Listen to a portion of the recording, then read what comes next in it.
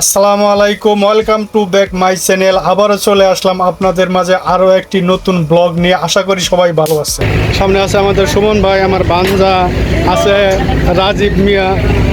এখানে আমাদের এক একজনের টিকিট নেওয়া হয়েছে প্রায় 12 রিঙ্গিত করে, যা বাংলাদেশি টাকায় হিসাব করলে প্রায় 300 টাকার মতো।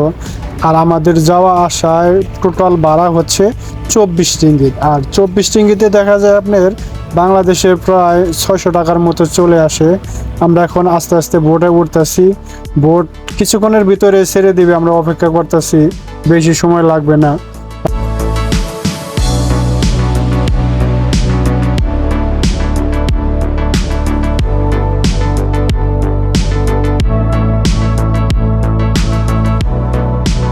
এখন আমাদের ভোটটি ছেড়ে দেওয়া হইতেছে। আপনারা আমার সাথেই থাকেন আর দেখতে থাকেন আমরা কোথায় কি করি, সবকিছু দেখতে পারবেন। ওকে, লেটস গো।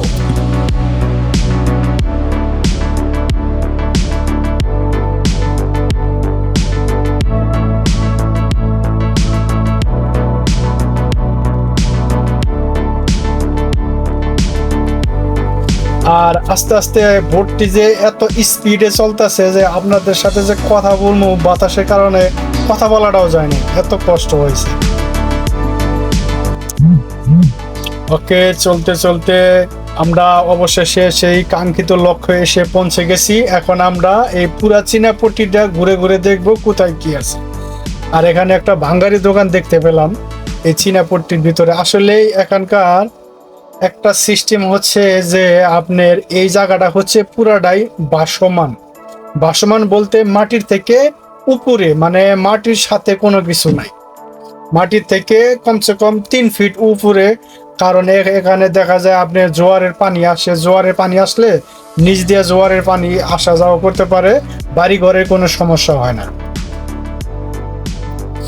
আমাদের মোটামুটি ঘোরা প্রায় শেষ। আসলে রোদটা অনেক বেশি হয়েছিল, অনেক রোদের কারণে আর গরমটাও প্রচুর, আমাদের ঘুরতে একটু সমস্যা হয়েছে। তারপরেও আমরা মোটামুটি মানিয়ে নিয়েছিলাম সবাই একসাথে।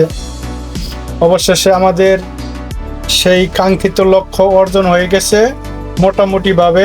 এখন আমরা আবার বাড়ির দিকে রওনা হব। দেখা যাক, আসার সময় আসছি ছোট বোট দিয়ে, এখন যাওয়ার সময় বড় বোট দিয়ে যাইতেছি। বড় বোট দিয়ে যাওয়ার আসলে মজা একটা আলাদা। সবাই মিলে সিদ্ধান্ত নিল কেউ ভিতরে যাব না, সবাই ছাদে বৈশা যাব। আর ছাদে বৈশা গেলে দেখা যায় সাগরের ভিউটা পুরাটাই উপভোগ করা যায়। ওকে, আপনারা দেখতে থাকেন আর আমরা চলতে থাকি।